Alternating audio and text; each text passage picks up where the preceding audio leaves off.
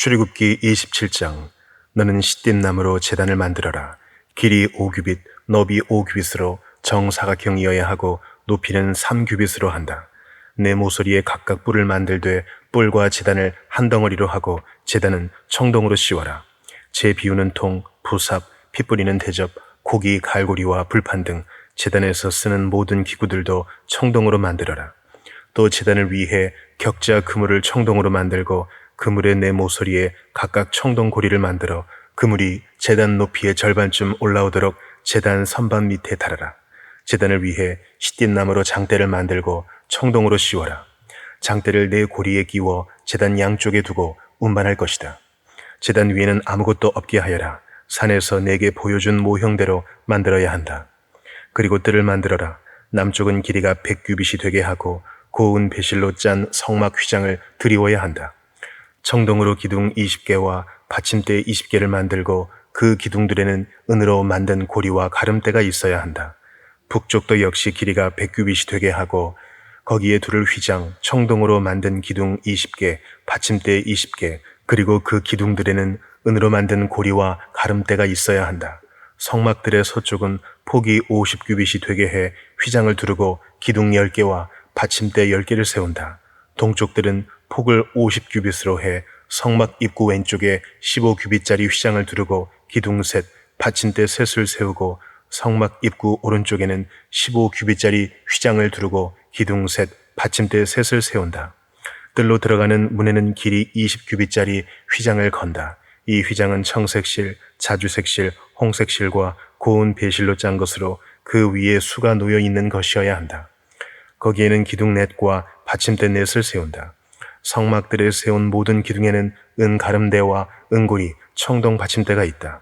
성막들은 길이 100규빗, 폭 50규빗이어야 하고 고운 배실로 만든 높이 5규빗짜리 휘장을 두르되 청동 받침대가 세워져 있어야 한다. 성막 제사 때 쓰는 다른 모든 기구들과 성막 말뚝과 뜰의 말뚝은 모두 청동으로 만들어야 한다. 이스라엘 백성들로 하여금 올리브를 짜는 깨끗한 기름을 등잔용으로 내게 가져오게 하여 등불이 항상 켜있게 하여라. 아론과 그의 아들들은 증거계 앞에 휘장 바깥 회막에서 저녁부터 아침까지 여호와 앞에 등불을 켜놓아야 한다. 이것은 이스라엘 백성들 가운데에서 대대로 지켜야 할 영원한 규례다. 요한복음 6장. 이 일이 있은 지 얼마 후에 예수께서 갈릴리 바다 곧 디베랴 바다 건너편으로 가셨습니다. 그러자 환자들에게 표적을 베푸시는 것을 본 많은 무리가 예수를 따랐습니다. 예수께서는 산에 올라가서 제자들과 함께 앉으셨습니다. 그때는 유대 사람의 명절인 유월절이 가까운 때였습니다. 예수께서 눈을 들어 많은 사람이 자기에게로 몰려오는 것을 보시고 빌립에게 말씀하셨습니다. 우리가 어디에서 빵을 사서 이 사람들을 먹이겠느냐? 예수께서는 빌립이 어떻게 하나 보시려고 이렇게 질문하신 것일 뿐 사실 자기가 하실 일을 미리 알고 계셨습니다. 빌립이 예수께 대답했습니다. 한 사람당 조금씩만 먹는다고 해도 200데나리온어치의 빵으로도 모자랄 것입니다. 제자들 중 하나이며 시몬 베드로의 동생인 안드레가 말했습니다. 여기 한 소년이 보리빵 5개와 물고기 2마리를 가지고 있습니다. 그러나 이렇게 많은 사람들에게 그게 얼마나 소용이 있겠습니까? 예수께서 말씀하셨습니다. 사람들을 모두 앉히라. 그곳은 넓은 풀밭이었는데 남자들이 둘러 앉으니 5,000명쯤 됐습니다. 예수께서는 빵을 들고 감사 기도를 드리신 후 앉아있는 사람들에게 원하는 만큼씩 나눠주셨습니다. 물고기를 가지고도 똑같이 하셨습니다.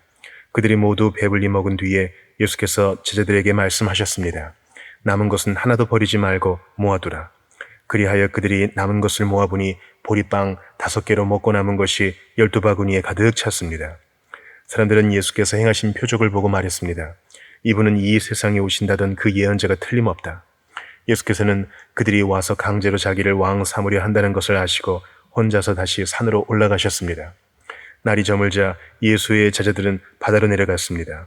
거기서 그들은 배를 타고 바다를 건너 가버나움으로 향했습니다. 날은 이미 어두워졌고 예수께서는 아직 그들이 있는 곳으로 오시지 않았습니다. 세찬 바람이 불어 물살이 거세어졌습니다. 그들이 노를 저어 한 25에서 30 스타디온쯤 갔을 때에 예수께서 물 위를 걸어서 배 쪽으로 다가오시는 것이 보였습니다. 그들은 두려웠습니다. 그러자 예수께서 그들에게 말씀하셨습니다. 나다, 두려워하지 말라. 그러자 그들이 기꺼이 예수를 배 안으로 모셨습니다. 배는 곧 그들이 가려던 땅에 도착했습니다.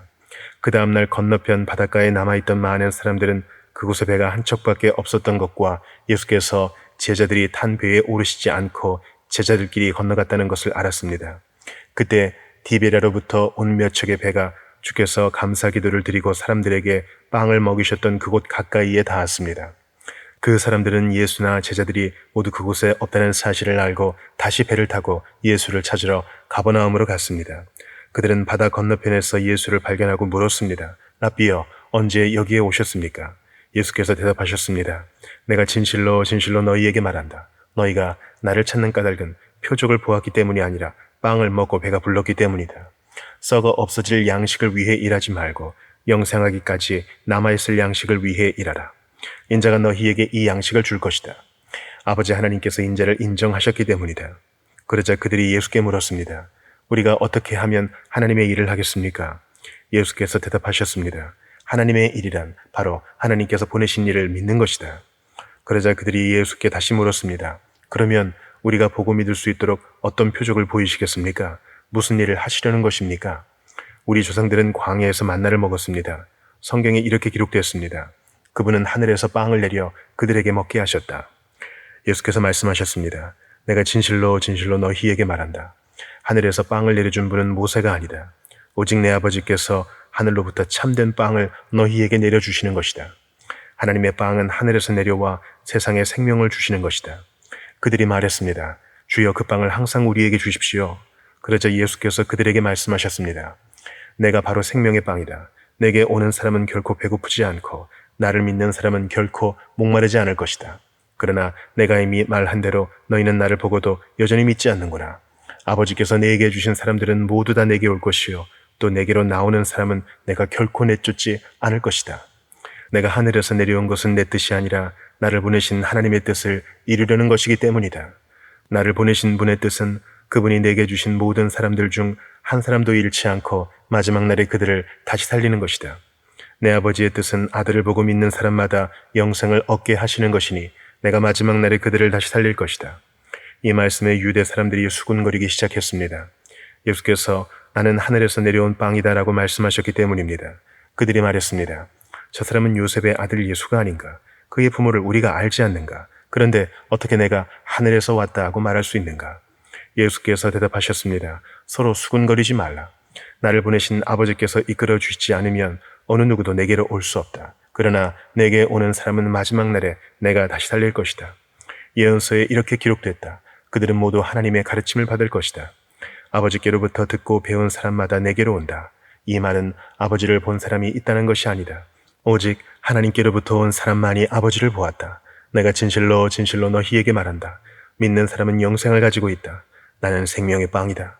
너희 조상들은 광야에서 만나를 먹었지만 결국 죽었다. 그러나 여기 하늘에서 내려온 빵이 있는데 누구든지 이 빵을 먹으면 죽지 않는다. 나는 하늘에서 내려온 살아있는 빵이다. 누구든지 이 빵을 먹는 사람은 영원히 살 것이다. 내가 줄 빵은 곧 세상의 생명을 위해 주는 내 살이다. 그러자 유대 사람들은 자기들끼리 논쟁하기 시작했습니다. 이 사람이 어떻게 자기 살을 우리에게 주어 먹게 한단 말인가? 예수께서 그들에게 말씀하셨습니다. 내가 진실로 진실로 너희에게 말한다. 너희가 인자의 살을 먹지 않고 인자의 피를 마시지 않으면 너희 안에 생명이 없다. 누구든지 내 살을 먹고 내 피를 마시는 사람은 영생이 있고 내가 마지막 날에 살릴 것이다. 내 살이야말로 참된 양식이요 내 피야말로 참된 음료다. 누구든지 내 살을 먹고 내 피를 마시는 사람은 내 안에 있고 나도 그 안에 있다. 살아계신 아버지께서 나를 보내셨고 내가 아버지 때문에 사는 것처럼 나를 먹는 사람은 나 때문에 살 것이다. 이것은 하늘에서 내려온 빵이다. 너희 조상들이 광야에서 먹고도 죽은 그런 빵이 아니다. 이 빵을 먹는 사람은 영원히 살 것이다. 이것은 예수께서 가버나움 회당에서 가르치실 때 하신 말씀입니다. 예수의 제자들 중 여럿이 이 말씀을 듣고 말했습니다. 이 말씀은 참 어렵구나. 과연 누가 알아들을 수 있겠는가? 예수께서는 제자들이 이 말씀에 대해 수군거리는 것을 알고 말씀하셨습니다. 이 가르침이 너희 마음에 걸리느냐? 만약 인자가 전에 있던 곳으로 올라가는 것을 본다면 너희는 어떻게 하겠느냐? 생명을 주는 것은 영이므로 육신은 아무 소용이 없다. 내가 너희에게 한 말은 영이요 생명이다. 그런데 너희 중에 믿지 않는 사람들이 있구나. 예수께서는 처음부터 누가 믿지 않는지, 누가 자신을 배반할지 알고 계셨던 것입니다. 예수께서 계속 말씀하셨습니다. 그러므로 내가 너희에게 아버지께서 허락해 주신 사람이 아니고는 아무도 내게로 올 수 없다고 말한 것이다. 이 말씀 때문에 예수의 제자 가운데 많은 사람이 떠나갔고 더 이상 그분과 함께 다니지 않았습니다. 예수께서 12 제자들에게 물으셨습니다. 너희도 떠나고 싶으냐? 시몬 베드로가 예수께 대답했습니다. 주여, 영생의 말씀이 주께 있는데 저희가 어디를 가겠습니까? 주는 하나님의 거룩하신 분임을 저희가 믿고 또 압니다. 그러자 예수께서 대답하셨습니다. 내가 너희 12를 택하지 않았느냐? 그러나 너희 중 하나는 마귀다. 이것은 가룟 시몬의 아들 유다를 두고 하신 말씀이었습니다. 그는 12 제자 중 한 사람이었지만 나중에 예수를 배신하게 될 사람이었습니다. 잠언 3장. 내 아들아, 내 가르침을 잊지 말고 내 명령을 내 마음에 잘 간직하여라. 그러면 너는 오래 살고 잘 살게 될 것이다. 사랑과 성실을 저버리지 말고 그것을 내 목에 메고 내 마음판에 새겨라. 그러면 내가 하나님과 사람 앞에서 사랑과 귀중히 여김을 얻을 것이다. 내 마음을 다해 여호와를 믿고 내 지식을 의지하지 마라. 내가 하는 모든 일에서 그분을 인정하여라. 그러면 그분이 내 갈 길을 알려줄 것이다. 스스로 지혜롭다 생각하지 말고 여호와를 두려워하며 섬기고 악에서 떠나거라. 이것이 내 몸을 건강하게 하며 내 뼈에 영양분이 될 것이다. 내 재물과 내 수확물의 첫 열매로 여호와를 공경하여라. 그러면 내 창고가 가득 차고 내 포도주 통에 새 포도주가 넘칠 것이다. 내 아들아, 여호와의 훈계를 업신여기지 말고 그 꾸지람을 싫어하지 마라. 여호와께서는 사랑하시는 사람을 훈계하고 벌 주시되 아버지가 그 기뻐하는 아들에게 하는 것과 같이 하신다. 지혜를 찾고 깨달음을 얻는 사람은 행복하다. 그것이 은이나 금보다 더 가치 있고 유익하기 때문이다. 지혜는 보석보다 더 귀하니 내가 갖고 싶어하는 그 어떤 것과도 비교할 수 없다. 지혜의 오른손에는 장수가 있고 그 왼손에는 부귀와 영화가 있으니 그 길은 즐거운 길이고 그 모든 길에는 평화가 있다. 지혜는 그것을 붙잡는 사람에게는 생명나무니 지혜를 붙드는 사람은 복이 있다. 여호와께서는 지혜로 땅의 기초를 놓으셨고 통찰력으로 하늘을 세우셨다. 그 지식으로 깊은 물이 갈라지고 구름이 이슬을 내리게 됐다. 내 아들아, 온전한 지혜와 분별력을 지켜 그것들이 내게서 떠나지 않게 하여라. 그것이 내게 생명이 될 것이요 내 목에 둘을 목걸이가 되리니 그러면 내가 내 길을 안전하게 갈 것이고 발이 덫에 걸려 넘어지지 않을 것이다. 내가 잠자리에 들 때 두렵지 않을 것이고 단잠을 자게 될 것이다. 갑자기 밀려오는 재앙을 두려워하지 말고 악인들에게 멸망이 닥쳐도 두려워하지 마라. 여호와는 내가 의지할 분이시니 내 발이 걸려 넘어지지 않게 지켜주실 것이다. 내가 선을 행할 수 있는 능력이 있으면 도움이 필요한 사람에게 기꺼이 선을 베풀어라. 가진 것이 있을 때 내 이웃에게 갔다가 다시 오게나 내일 주겠네 라고 말하지 마라. 내 곁에서 평안히 잘 있는 내 이웃에게 나쁜 짓을 하지 마라. 내게 아무에도 입히지 않은 사람에게 괜히 시비를 걸지 마라. 폭력을 휘두르는 사람을 부러워하지 말고 그의 어떠한 행동도 본받지 마라. 여호와께서는 악한 사람을 미워하시고 정직한 사람을 믿고 그와 함께 있기를 기뻐하신다. 악인의 집에는 여호와의 저주가 있으나 의인의 집에는 축복이 있다. 그분은 스스로 잘난치 않은 사람을 비웃으시고 겸손한 사람에게는 은혜를 베푸신다. 지혜로운 사람은 영광을 얻지만 어리석은 사람들이 노력해 얻는 것은 부끄러움 뿐이다. 갈라디아서 2장. 그 후 14년이 지나서 나는 바나바와 함께 디도를 데리고 다시 예루살렘으로 올라갔습니다. 내가 예루살렘으로 올라간 것은 하나님의 계시를 따른 것으로 나는 이방 사람들에게 전파하는 복음을 그들에게도 제시했습니다.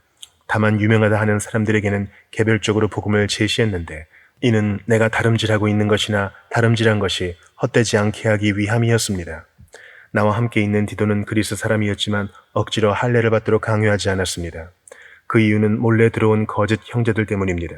그들은 우리를 종으로 삼고자 그리스도 예수 안에서 우리가 가지고 있는 자유를 엿보려고 몰래 들어온 사람들입니다. 그러나 우리는 그들에게 잠시도 굴복하지 않았습니다. 이는 복음의 진리가 여러분에게 머물러 있도록 하기 위함입니다.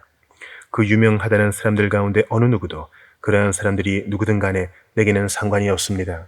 하나님은 사람을 외모로 취하지 않으십니다. 그 유명하다는 사람들은 내게 아무것도 보태준 것이 없습니다. 오히려 그들은 베드로가 할례받은 사람에게 복음 전하는 일을 맡은 것처럼 내가 할례받지 않은 사람에게 복음 전하는 일을 맡은 것을 알았습니다. 베드로가 할례받은 사람의 사도가 되도록 역사하신 분이 내게도 역사하셔서 이방 사람의 사도가 되게 하셨기 때문입니다. 기둥같이 여김받는 야고보와 게바와 요한은 하나님께서 내게 주신 은혜를 인정하고 나와 바나바에게 교제의 악수를 청했습니다. 우리가 이방 사람에게로, 그들은 할례받은 사람에게로 가도록 하기 위함입니다. 다만 그들은 우리에게 가난한 사람을 생각해 달라고 당부했는데 이것은 나 또한 힘써 행해오던 일입니다. 그러나 게바가 안디옥에 왔을 때 그에게 책망할 일이 있어서 얼굴을 마주대하고 그를 책망했습니다. 게바는 야고보가 보낸 몇몇 사람들이 오기 전에 이방 사람들과 함께 음식을 먹고 있었습니다. 그러나 그들이 오자 그는 할례받은 사람들을 두려워해 슬그머니 그 자리를 떠났습니다. 그러자 다른 유대 사람들도 게바와 함께 위선을 행했고 바나바까지도 그들의 위선에 휩쓸렸습니다. 나는 그들이 복음의 진리대로 바르게 행하지 않는 것을 보고 모든 사람 앞에서 게바에게 이렇게 말했습니다. 당신은 유대 사람으로서 유대 사람처럼 살지 않고 이방 사람처럼 살면서 어떻게 이방 사람에게 유대 사람처럼 살라고 강요합니까? 우리는 본래 유대 사람이요 이방 죄인들이 아닙니다. 그러나 사람이 의롭다고 인정받는 것이 율법의 행위로서가 아니라 예수 그리스도를 믿음으로 되는 것을 알기에 우리도 그리스도 예수를 믿었습니다. 이는 우리가 율법의 행위로가 아니라 그리스도를 믿음으로써 의롭다고 인정받으려는 것입니다. 율법의 행위로는 어떤 육체도 의롭다고 인정받을 수 없기 때문입니다. 그러나 우리가 그리스도 안에서 의롭다고 인정받으려 하다 우리 자신이 죄인으로 드러난다면 그리스도께서 죄를 짓게 하시는 분입니까? 결코 그럴 수 없습니다. 만일 내가 허물어버린 것을 다시 세우려 한다면 나 스스로 율법을 어기는 사람임을 증명하는 것입니다. 나는 율법으로 인해 율법에 대해 죽었습니다. 이는 내가 하나님께 대해 살고자 함입니다. 나는 그리스도와 함께 십자가에 못 박혔습니다. 그러므로 이제 더 이상 내가 사는 것이 아니라 내 안에 그리스도께서 사시는 것입니다. 지금 내가 육체 안에 사는 것은 나를 사랑하셔서 나를 위해 자기의 몸을 내주신 하나님의 아들을 믿는 믿음으로 사는 것입니다. 나는 하나님의 은혜를 헛되게 하지 않습니다. 만일 의롭다고 인정받는 것이 율법으로 말미암는다면 그리스도께서 헛되게 죽으신 것입니다.